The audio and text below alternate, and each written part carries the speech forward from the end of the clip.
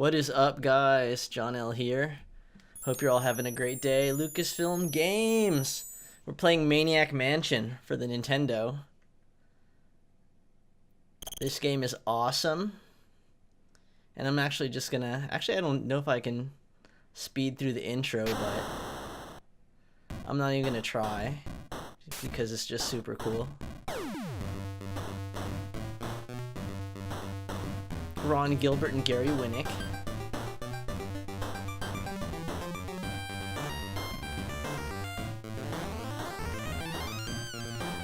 LucasArts Entertainment, 1990.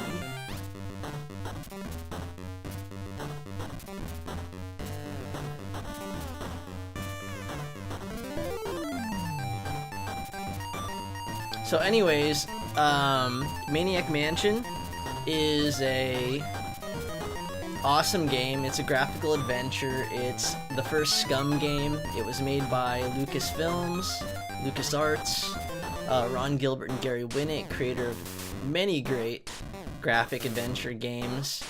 I don't know if they created, but I know they're probably like involved with Monkey Island, maybe Grim Fandango, some stuff like that. I know there's other graphic adventure Scum games made by Lucasfilms, which are awesome. Anyways, this game originated on the PC, and this is a port of it to the Nintendo. You can tell because it was published by Jalico, whatever you want to call it.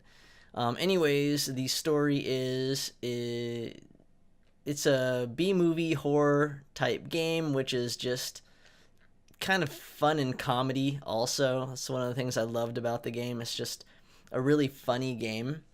And basically, you play as Dave, who's the main protagonist, and his girlfriend Sandy got kidnapped by the Edsels, who are being controlled by that meteor that you saw hit 20 years ago in the intro.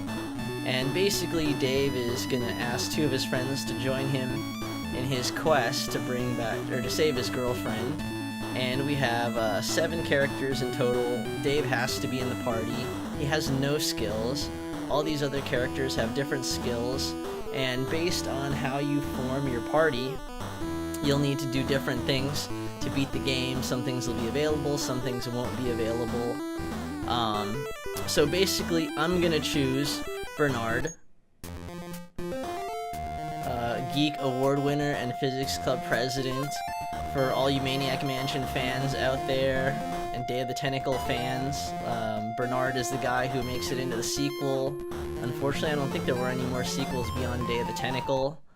But, you know, Bernard's a nerdy guy. Then we have Razor, who's Rocket kind of girl, leader of the band, Razor and the Scumettes. She can do musical stuff. As you'd expect, Bernard is kind of smart, does engineering type stuff. Then we have Sid, aspiring musician who hopes to start his own band. So, oddly enough, he does music-y stuff, kind of like Razor. So if you pick either of these two characters, you have to kind of do the same stuff. Then we have Wendy over here, waiting for her big first break as a novelist. You can tell from all of their text kind of what they do. So she can write and do stuff that will come into play later on. Then we have Jeff here. Lives on the beach, answers to Surfer Dude. And you can tell from his music, laid back and everything. Oddly enough, he can fix phones, which is also a skill... I'm not quite sure. I think that's a skill that Bernard has also. So anyways, last we have Michael. Got some tough music, sort of, I guess. Ace photographer for the college newspaper.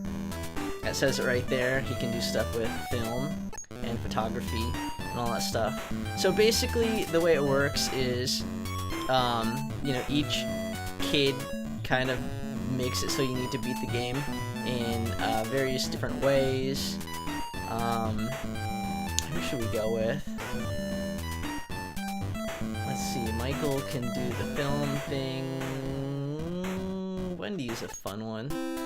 So we'll go with her. Yeah. So anyways, whenever you switch between the characters, they all have their different music, which I think is something that's really cool.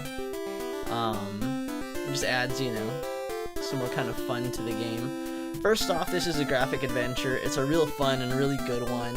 If you haven't played Maniac Mansion, I would actually say just stop watching this. Go and get Maniac Mansion however you can get it, and just play it because it's real fun. And the thing with graphic adventures is they're all about, you know, finding the items, putting the puzzles together, and all that kind of stuff like that. And once you've done it, you kind of, you know, don't really need to like really replay it. You know, I feel like they're pretty good to experience once. So if you haven't gone through Maniac Mansion, I'd say, you know, just do it for yourself the first time and enjoy just all the humor and, you know, all the struggles of figuring out what you're supposed to do and all that stuff like that. But if not, if you just want to kind of like sit and enjoy the show, then we'll go ahead and do that. So once you pick your 3 kids, you just press start.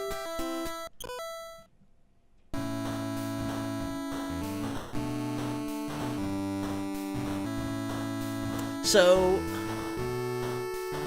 let's see, saw Dr. Fred take Sandy here. It's up to us to get her out. So you basically have to switch between the 3 kids to do different things. Sometimes like teamwork is involved, and again, different kids. If anyone wants out, okay, I'm out of here. Bernard's a coward. Don't be a tuna head. Oh yeah. Sandy we're talking about. It's a big thing being a tuna head in this game. So how do we get in the mansion?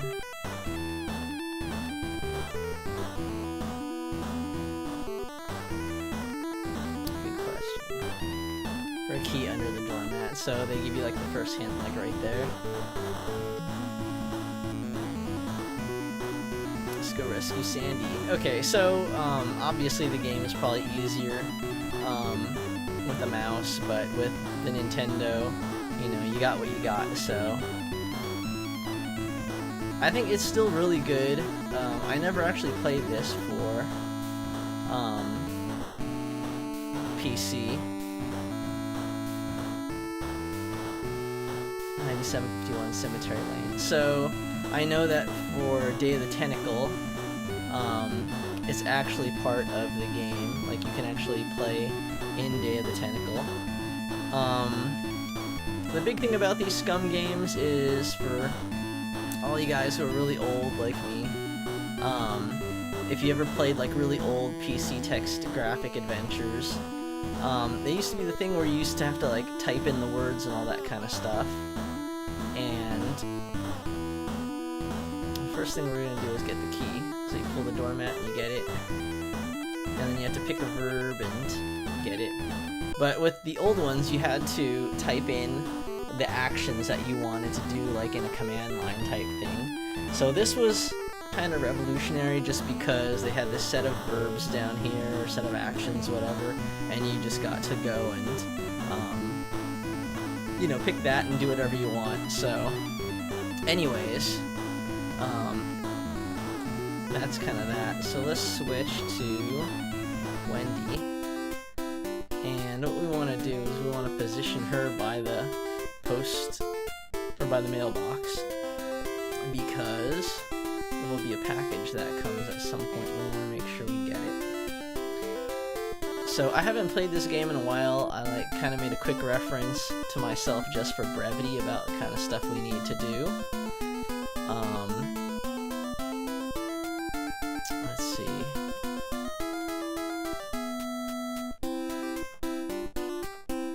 Oh, that's right. So you can always tell who you are by the music, which is part of the cool thing about the music. Alright, so switch back to Dave.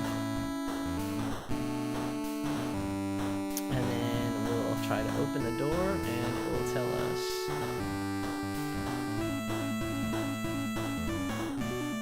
The door is locked. So now you do something like use key in front door. And then it'll open So, you know, you'd have to like generally scan around, move the cursor, and anything that was, you know, something you could interact with would pop up in the, I guess, the go-to whatever thing. So, anyways, so this is the kitchen. We'll skip that for right now. And then over here is the door to the dungeon. And if we take a look, there's gargoyles. So I think what we can do first is push or pull the gargoyle. Okay, so we need someone else here. So basically one of the strategies to this game is just parking Dave in the dungeon, because in the game, I don't know, at least when I play it, you tend to get caught by the Edsels a lot because they're at home, but they're just kind of doing stuff in their rooms and whatever, and other events will actually like automatically happen that bring them out into the, you know, house, and your guys will end up kind of interacting or getting caught by them.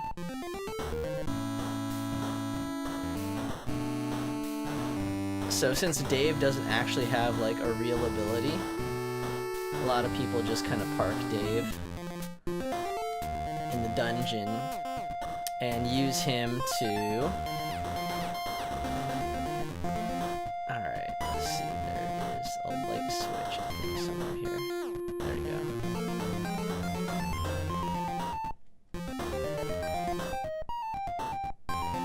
That doesn't seem to work. Push, light switch.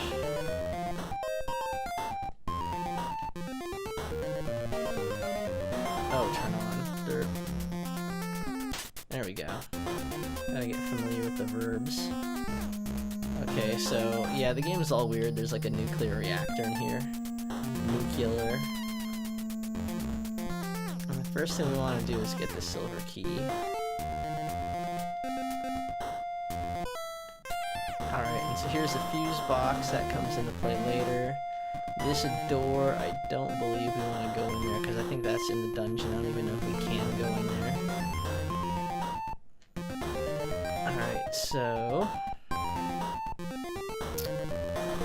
that is that.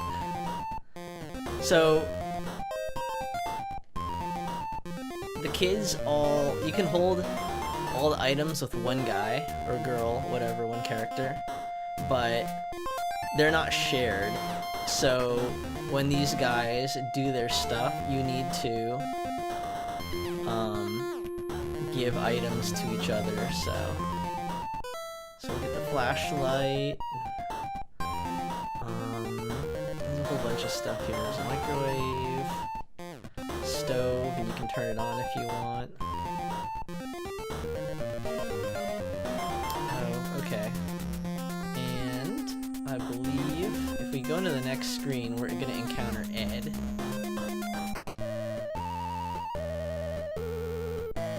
Oh, for Edna, she got us.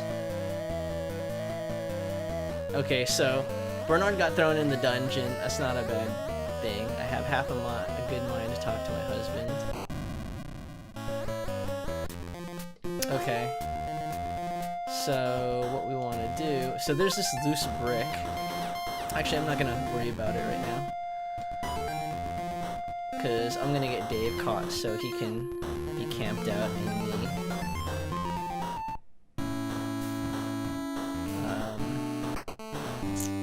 dungeon. But for right now, we'll just use him to get items. Like, nothing tremendously important is happening in the beginning of the game. So there's a faucet for water. And of course, like, the fridge with, like, the weird stuff coming out of it.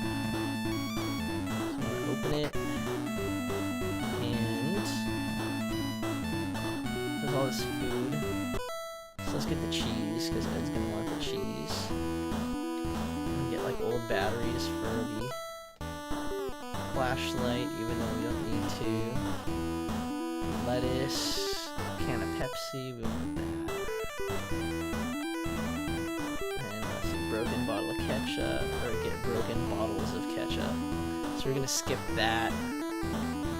Alright, I think we're good. We don't need to like get anything else.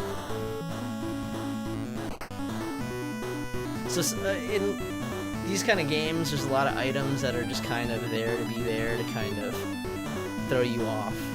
Like this old rotting turkey. That doesn't actually play a part. Weak old rose. Maybe it does. I think you can give it a green tentacle instead of a bowl of wax fruit.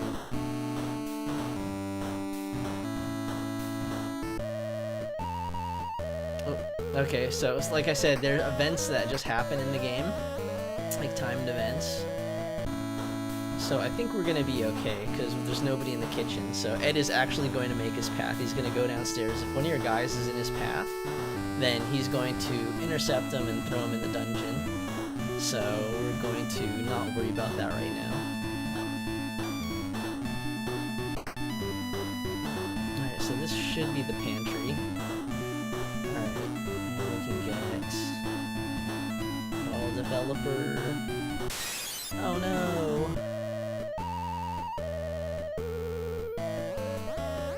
Where's the cheese?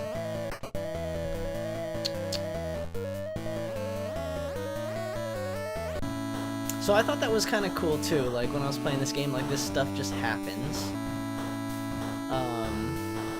Let's see, fruit drinks, let's get that. And then glass jar, we definitely need to get that. But even though it's like a graphic adventure, and generally when you go screen to screen, like those, like nothing kind of affects other screens, I thought it was cool that in Maniac Mansion, that, you know, just these random events would happen. See? Well, my dear, hope you're having fun. Within minutes, it'll all be over. So that's Dr. Fred, that's Sandy. They'll be hooked up to my machine. Getting your pretty brains removed.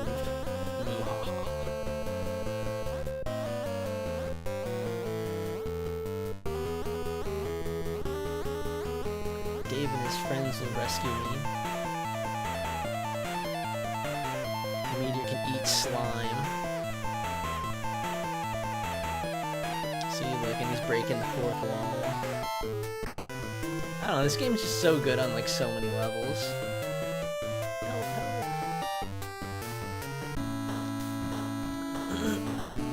Excuse me. Okay, so I think we actually do need to get caught. Because we need to actually, oh no, so we don't have the silver key, I believe that.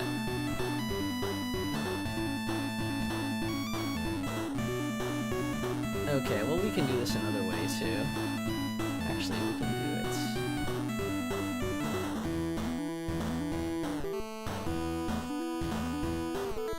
Again, I'm trying to run through this as fast as possible, but I don't have the skills, so hopefully it doesn't take too long. Let's switch to Wendy.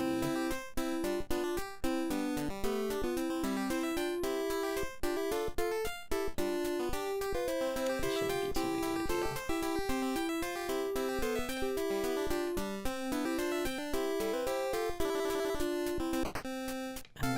To Dave.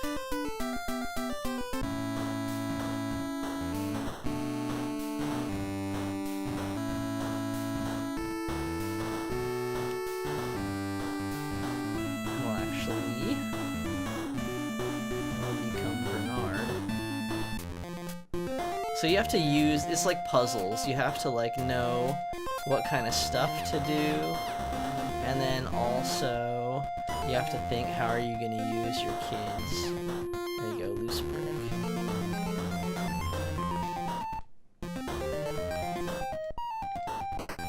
Okay, so now if I switch to Dave. Alright, so that should open that door.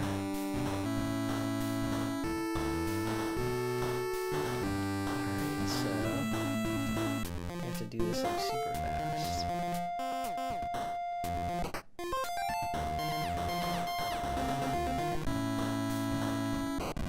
Ah. Okay, so I'm gonna get some practice at this.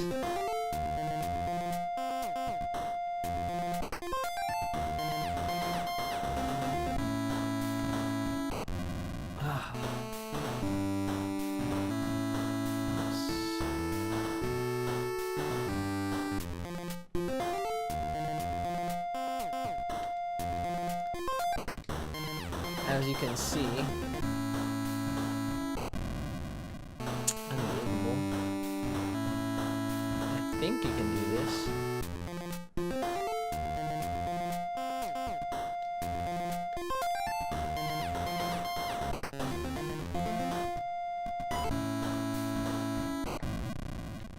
Maybe not. Alright.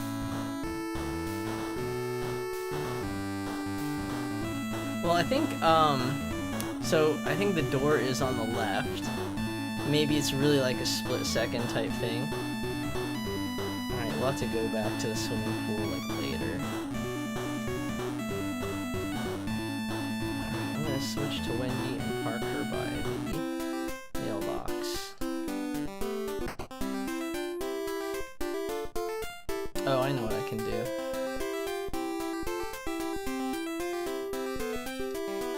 So let's push the doorbell.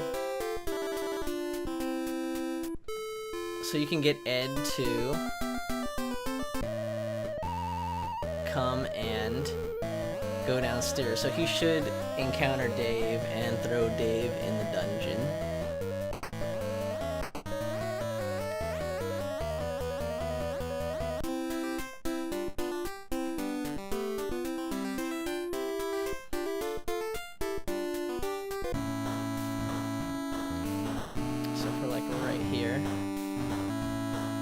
Should come down the stairs and be like, what are you doing?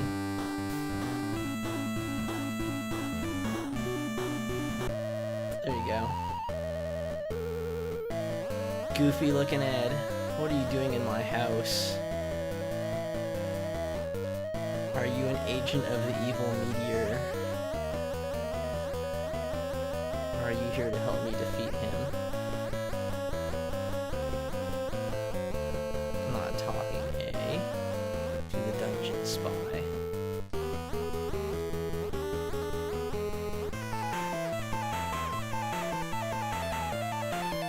Too bad you weren't on my side. Okay. So now we're both in the dungeon and I can switch to Bernard and give Dave the silver key and the flashlight.